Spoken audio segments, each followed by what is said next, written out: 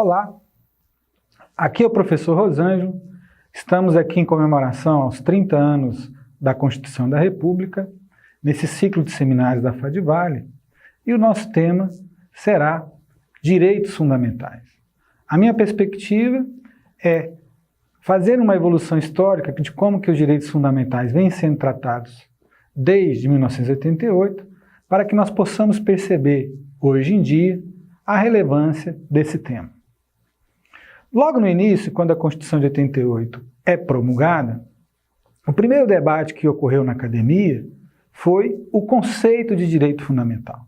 Qual a diferença de direito fundamental em relação aos direitos do homem?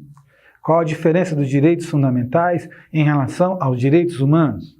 Qual a diferença dos direitos fundamentais em relação às liberdades públicas? Esse debate ficou entre 88 e 1991 e chegou-se à conclusão, a partir da influência da doutrina alemã e basicamente da doutrina espanhola, que os direitos fundamentais são aqueles positivados na ordem constitucional e descritos no texto constitucional como aqueles direitos humanos que o legislador constituinte originário entendeu por bem positivar. Então, primeiro debate, o primeiro início deste direitos fundamentais entre nós foi esse filtro de nomenclatura. Direitos fundamentais são aqueles que são positivados no texto constitucional, direitos humanos são aqueles positivados em textos internacionais, e direitos dos homens, ou direitos do homem, são aqueles mais de cunho filosófico, mais de cunho abstrato, vinculado basicamente à Declaração Universal dos Direitos dos Homens da Revolução Francesa. Feita essa primeira passagem, logo de imediato, começou-se a estruturar monografias sobre direitos fundamentais pontuais. Começaram a surgir monografias sobre o que é vida privada, o que é intimidade, o que é sigilo de correspondência. Então, a comunidade acadêmica brasileira passou aí 2, 3, 4 anos estruturando, um a um, o alcance do sentido conceitual de direitos fundamentais. Os direitos fundamentais, portanto, foram sendo paulatinamente elaborados e construídos pela jurisprudência. Vários textos, direitos, remédios constitucionais, mandado de injunção, mandado de segurança, mandado de segurança coletivo, foi um debate que surge nos anos 93, 94, mandado de injunção coletivo, o alcance do habeas data. Então, toda essa evolução dos direitos fundamentais perpassou a primeira metade dos anos 90. Depois, há um debate se os direitos fundamentais são apenas aqueles explícitos no texto constitucional ou se haveriam direitos fundamentais implícitos no texto constitucional que pudessem ser objeto de uma interpretação sistemática. Por exemplo, chegou-se à conclusão, portanto, que os direitos fundamentais não são apenas aqueles do artigo 5º ou do artigo 6º. Mas, por exemplo, direitos fundamentais na ordem tributária, o princípio da legalidade tributária é um direito fundamental, garantia do indivíduo perante a possibilidade de tributação do Estado. Então, nós tivemos, o primeiro movimento de um filtro de nomenclatura, um segundo movimento de definição de conceitos e um terceiro movimento deste acréscimo dos direitos fundamentais implícitos ao texto constitucional. O quarto passo, que ocorreu ali mais ou menos no início da metade dos anos 90, início dos anos 2000, é o acréscimo do chamado direito constitucional internacional, principalmente com a ideia de que tratados internacionais que tratam de direitos humanos podem ser entendidos como direitos fundamentais desde que haja a recepção destes textos no ordenamento jurídico brasileiro. Vamos lembrar aqui a questão do depositário infiel, que veio do Pacto São José de Costa Rica, a proibição da prisão civil do depositário infiel posto pelo Pacto São José de Costa Rica. Então, veja, você já tem aí um movimento para uma ampliação externa do significado de direitos fundamentais. Você teve um movimento de ampliação interna pela questão do princípio da legalidade tributária implícito ao texto constitucional e uma ampliação externa, pela captação de outros textos constitucionais vindos de pactos internacionais referendados pelo Brasil, ampliando o sentido de direitos fundamentais. Ora, feitos esses passos, o outro movimento que a doutrina fez foi as chamadas dimensões de direitos, ou gerações de direitos. Primeira, segunda, terceira, quarta e alguns falam até em quinta. A primeira geração, chamadas liberdades negativas, vindas de uma luta do indivíduo para se proteger contra qualquer tipo de arbítrio do Estado ou qualquer tipo de arbítrio de outras pessoas. Liberdade de pensamento, direito de propriedade, liberdade de expressão.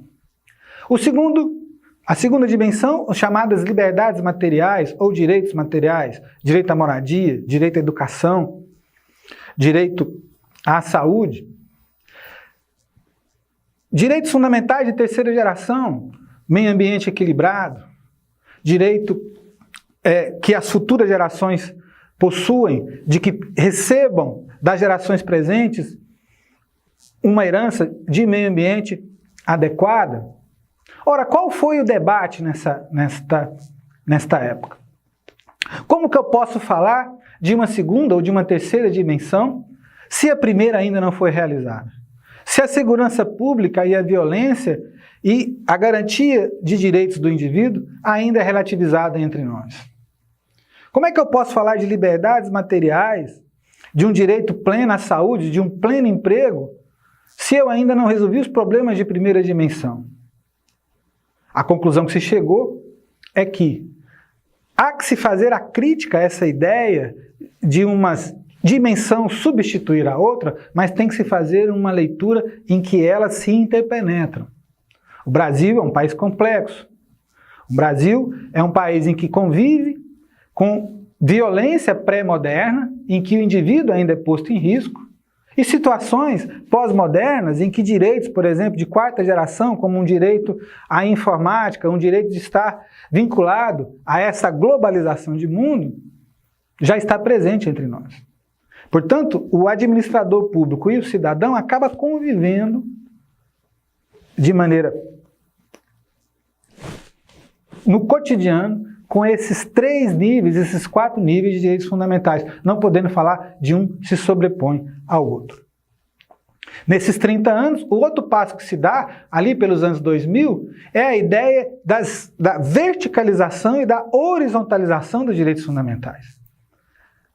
E principalmente com a horizontalização. A verticalização dos direitos fundamentais do Estado ao indivíduo e a horizontalização do indivíduo com o indivíduo. Chegou-se à conclusão que os direitos fundamentais também são aplicáveis às relações privadas. Nas relações em que você vive no seu cotidiano, na universidade, no clube, na tua família, os direitos fundamentais possuem a sua dimensão e a sua aplicabilidade no dia a dia das pessoas. E hoje, o grande debate que se tem é: qual o alcance dos direitos fundamentais sociais? A ideia do mínimo existencial frente à reserva do possível? Como é que você pode equilibrar questões orçamentárias? Como é que você pode aumentar o alcance dos direitos fundamentais? E um movimento inverso, que é: não estaria já no momento também de falarmos dos direitos, tendo em vista que dos direitos não, dos deveres, tendo em vista que o artigo fala de direitos e deveres fundamentais? O Brasil, nesse momento da nossa quadra de vida, começa a se despertar também para os deveres. Quais são os deveres de cidadania? Os deveres de transparência nas relações privadas, transparência nas relações públicas, uma necessidade de prestar contas do que se faz, os deveres de solidariedade social, a ideia de que o terceiro setor possa vir a contribuir e que o Estado acaba sendo não apenas aquele responsável por tudo, mas também a sociedade tem uma solidariedade com o desenvolvimento humano. Então, meus amigos, em síntese, São estes os passos que os direitos fundamentais obtiveram nesses 30 anos. A necessidade de um aclaramento conceitual logo no início, a percepção de que cada qual possui seu conceito, as suas ampliações implícitas dentro do próprio texto, a sua ampliação para a recepção entre nós de textos internacionais, a horizontalização dos direitos fundamentais nas relações privadas e, acima de tudo, essa pergunta, quer dizer, se já não estamos mais no momento de também, para além dos direitos fundamentais, começarmos a falarmos dos nossos deveres, pois apenas direitos tornam a cidadania uma cidadania unilateral. Uma cidadania plena precisa falar, para além de apenas direitos fundamentais, também em deveres fundamentais. Fica aí os direitos fundamentais como um amplo campo de atuação de todos aqueles que estudam o direito constitucional, de todos aqueles que se preocupam com o Estado Democrático de Direito, porque os direitos fundamentais repercutem em todos os âmbitos da vida, não apenas no direito público, mas também no direito privado. E, passo a passo, a nossa comunidade jurídica brasileira, o povo brasileiro, vai conscientizando-se da sua importância, da importância dos direitos fundamentais da nossa vida cotidiana, mas há muito que se fazer. E cabe a todos nós, nesses 30 anos da Constituição, celebrar essa data, mas renovar nossas forças para que continuemos a, cada vez mais, tornar claro o significado de direitos fundamentais para todos nós brasileiros. Obrigado.